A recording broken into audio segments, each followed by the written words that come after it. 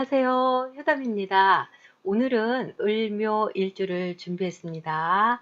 오늘로써 을묘 일주를 끝으로 을목일간 6개를 모두 마무리합니다. 여러분, 일주는 사주 전체의 특성이 아니라는 거 알고 계시죠?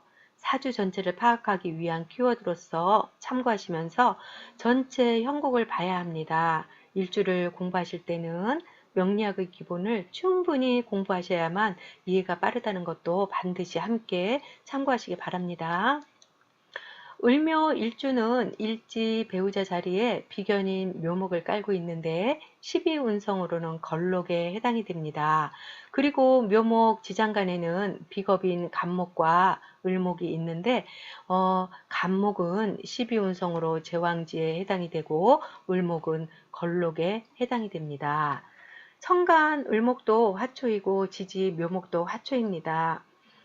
아주 강하게 뿌리 내리고 있는 잡초의 모습입니다. 길 가다가 보도블록 틈새에서 자라고 있는 풀이나 꽃들을 보신 적 있죠? 이렇게 을묘 일주는 생명이 자랄 수 없는 환경인데도 뿌리를 잘 내립니다. 그래서 생존 능력, 현실 적응 능력이 아주 뛰어납니다. 어려운 환경에 잘 적응한다는 말은 다시 말해서 삶의 굴곡이 많다는 말과도 같습니다. 이렇게 걸록으로 자기 기운이 강하면 융통성이 없고 고집불통입니다. 을묘를 소목, 공목, 연목이라고 표현하기도 하는데 작은 나무, 구분나무, 연한 나무 등을 뜻합니다.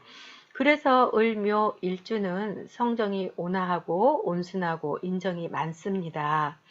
묘의 글자 형태를 보면 양쪽으로 갈라져 있습니다. 그래서 묘자를 깨질 파자를 써서 묘파라고도 합니다. 토끼 입술, 토끼 이빨도 양쪽으로 갈라져 있습니다. 이러한 특성으로 인해서 을묘 일주들은 양면성, 이중성이 있고 이 생각, 저 생각, 번민이 많습니다.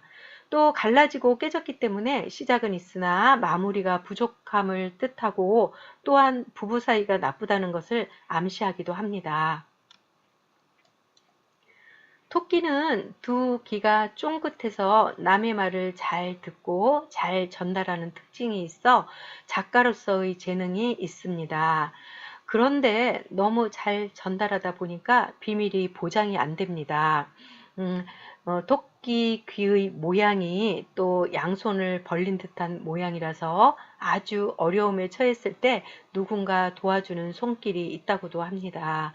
그리고 묘의 글자가 문을 뜻하는 문의 글자와 형태가 비슷하다 해서 열려있는 문틈으로 밝은 빛이 들어오니까 성정이 밝고 또 뒷다리가 좀 더 긴 토끼는 높은 곳으로 깡총깡총 뛰니까 을묘 일주는 이상이 높고 승부욕이 있습니다.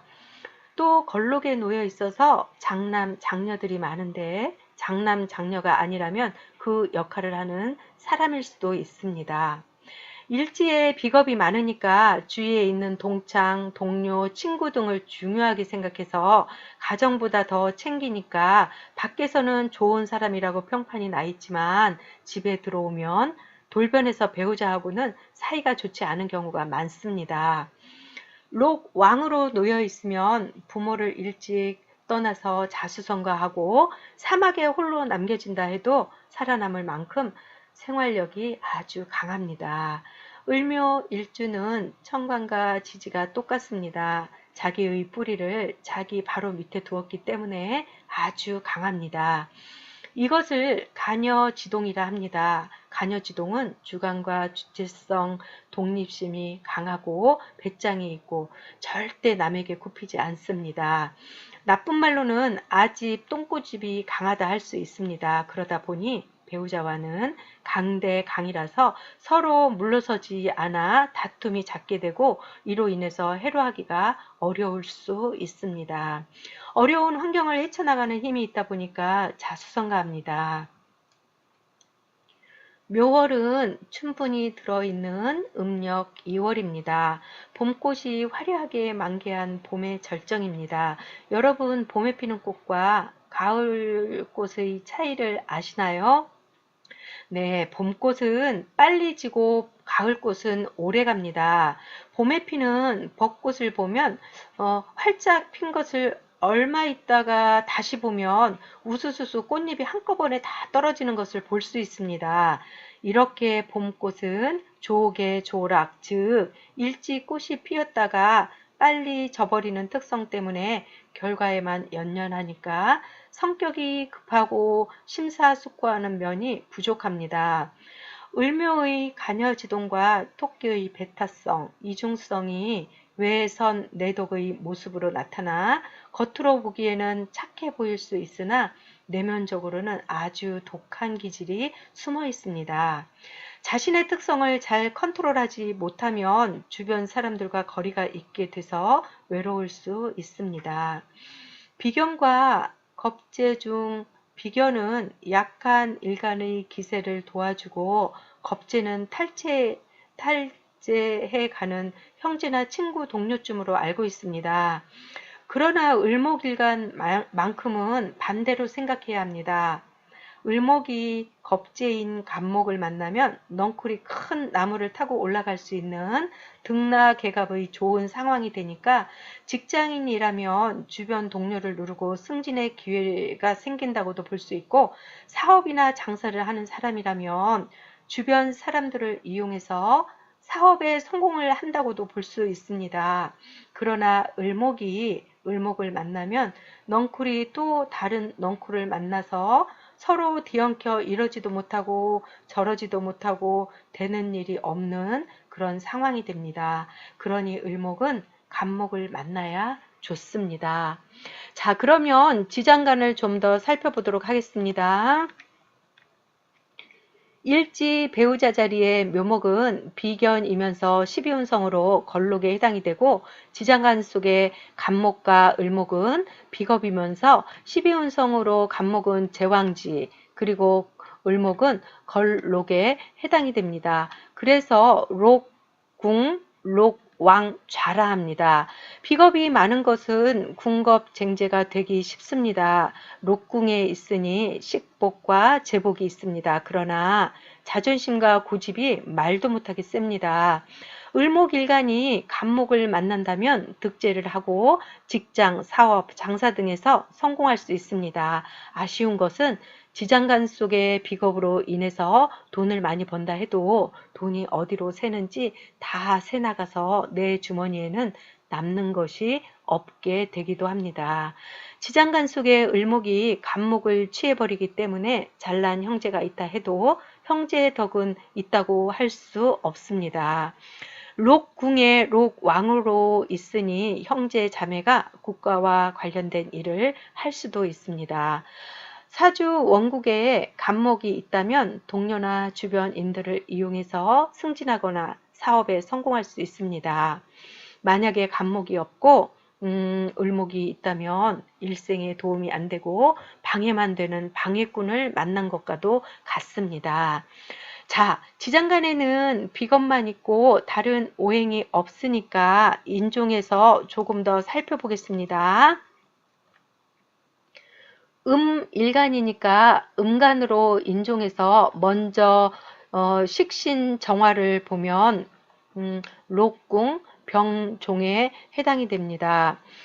식신이 록궁, 병이면 부지런하고 왕성한 활동을 하니까 장사나 사업에도 좋습니다. 여명의 경우는 건강한 자식을 얻게 되고 남명의 경우는 활동력, 식욕, 성욕 모두 왕성합니다.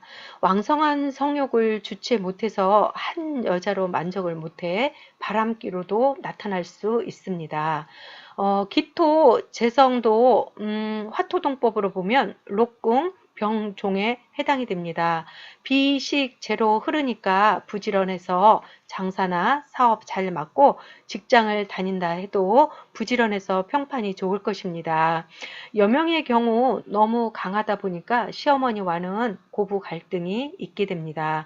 부치는 돈이 좀 있을지 몰라도 아프거나 일찍 세상을 떠난 분일 수 있고 재성운이 들어오면 지장간 속에 간목이 먼저 채가 버리니까 돈이 모이지 않고 다 새 나가서 내 주머니에는 없는 경우가 많습니다. 관성인 신금을 인종해 보면 록궁 절종이 됩니다. 절에 놓이다 보니 직장 생활을 한다 해도 중간에 그만두고 나오게 됩니다.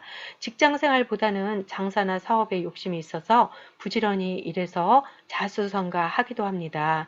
여명의 경우는 절로 놓여 있으니까 부부 회로가 어렵게 될 수도 있습니다. 마지막으로 인성 개수를 인종해 보면 록궁 생종입니다. 어머니가 능력이 있으시겠죠. 그러나 인성공망이라서 어머니와는 가까운 듯 해도 가까워지기 힘들고 공부로는 성공하기 힘들 수도 있습니다. 천간에 개수가 투출되어 있다면 잘 보세요.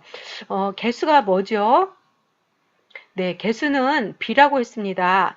꽃이 활짝 피었는데 비가 내리면 꽃잎이 다 떨어지게 됩니다. 특히 사주 원국에 임수가 있다면 사지에 해당이 되니까 모친이 일찍 떠날 수 있습니다. 예쁜 꽃이 비를 만난다는 것은 그만큼 삶의 우여곡절이 많다는 의미이기도 합니다. 지금까지 을묘일주에 대해서 말씀드렸는데요. 정리하고 마치도록 하겠습니다. 을묘일주는 천간 지지가 같은 오행으로 되어 있는 간여지동입니다. 그러니 강한 기운으로 한고집하고 자존심이 아주 강합니다. 물러섬이 없이 너무 강한 나머지 부부 사이가 좋지 않아서 해로가 어려울 수 있습니다. 또한 을묘일주는 급한 성격으로 인해서 손해볼 수도 있고 돈을 번다 해도 어디로 새어나가는지 모를 수 있습니다. 이 점을 잘 기억해서 돈을 잘 관리가 되도록 해야 할 것입니다. 넘치는 에너지가 좋은 곳으로 쓰여야 함에도 불구하고 이성을 찾아 헤매는 그런 곳에 발산을 하면 안 된다는 것 또한 명심해야 할 것입니다. 오늘은 이것으로 을묘일주에 대한 것을 마치도록 하겠습니다. 이 영상을 참고하시면서 을묘일주를 더 많이 연구하신다면 사주통변에 한 발 더 다가갈 수 있을 것입니다. 제 영상이 사주학 고수가 되시는데 도움이 되었으면 합니다. 감사합니다. 행복한 하루하루 되세요.